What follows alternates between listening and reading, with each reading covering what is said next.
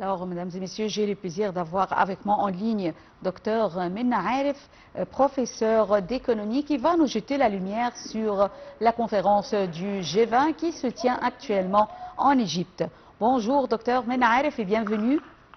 Bonjour. Bonjour. Alors, on a vu que l'Égypte a accueilli aujourd'hui et jusqu'au 3 septembre 2025 la conférence du G20 qui, on peut dire, pour la première fois se tient hors d'un État qui n'est pas membre du groupe des G20. Alors, que signifie tout d'abord ce geste, la tenue de cette conférence du G20 ici en Égypte? En fait, l'Égypte accueille le 3 septembre la toute première réunion officielle du G20 organisée hors des pays membres depuis la création du groupe en 1999. Oui. En collaboration avec la présidence sud-africaine du G20, la réunion se concentrera sur la question croissante de la sécurité alimentaire et discutera également de la déclaration ministérielle en matière de sécurité alimentaire mondiale. Et cela signifie que toujours l'Égypte est toujours à l'avance de discuter ces sujets pertinents pour l'Afrique. Oui.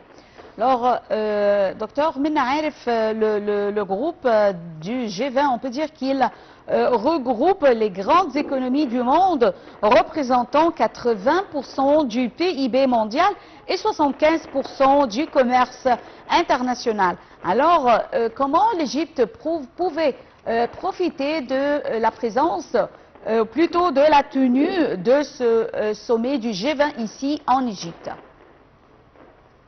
En fait, pour le sujet même de la sécurité alimentaire et son impact sur les pays en développement, la sécurité alimentaire désigne la situation où toutes les personnes ont à tout moment un accès physique, social et économique à une nourriture suffisante, sûre et nutritive pour satisfaire leurs besoins alimentaires et leurs préférences en vue d'une vie active et saine. Et pour les pays en développement, le manque de sécurité alimentaire se traduit par sous-nutrition chronique, instabilité sociale, frein au développement économique, dépendance, accès aux importations alimentaires et migration forcée.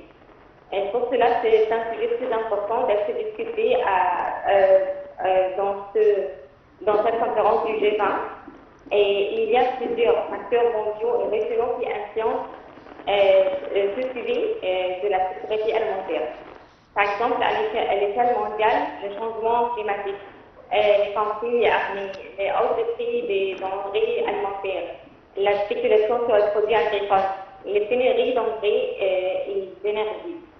Et à l'échelle régionale, Afrique et Moyen-Orient, il y a une croissance démographique rapide, dégradation des terres agricoles et l'insécurité dans certaines régions, et le cas de mécanisation agricole et dépendance aux importations alimentaires.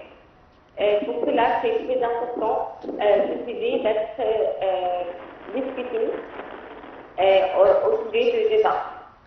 Oui.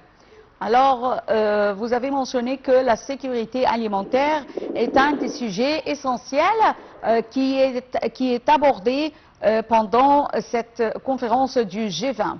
Alors, comment voyez-vous que les pays africains, et ici je cite les pays africains, puisqu'on voit que c'est l'Afrique du Sud qui préside le sommet du G20, alors comment les pays africains pourraient profiter au maximum de cette conférence, on peut dire, cette conférence dont les membres sont, on peut dire, les pays très industrialisés et en très bonne santé financière.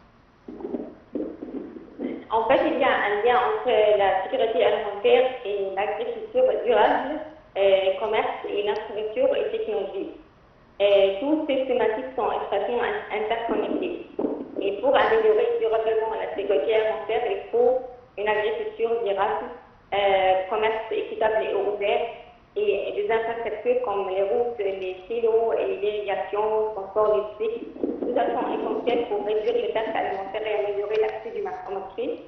Et les transferts de technologies, les innovations, les irrigations incluant de l'énumération des chaînes de valeur agricole permettant d'augmenter les rendements et la résilience.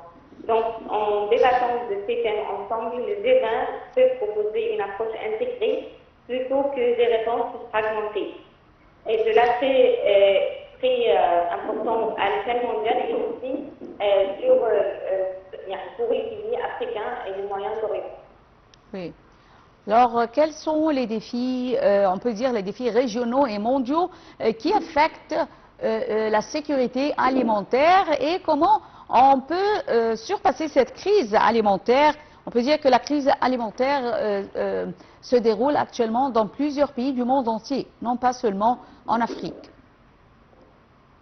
En fait, il y a les défis mondiaux, c'est les changements climatiques comme la sécheresse, les hausses de température, les conflits armés, la hausse des prix des denrées alimentaires sur les marchés internationaux, les spéculations sur les produits agricoles, les pénuries d'engrais et d'énergie.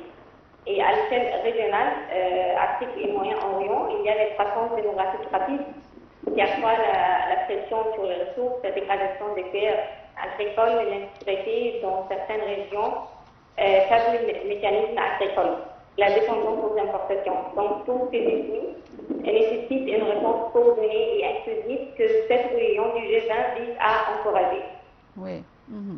Alors, je tiens à vous remercier infiniment, docteur Minna Arif, professeur d'économie, pour ces explications concernant le sommet du G20 qui se tient en Égypte actuellement du 1er d'aujourd'hui jusqu'au 3 septembre 2025.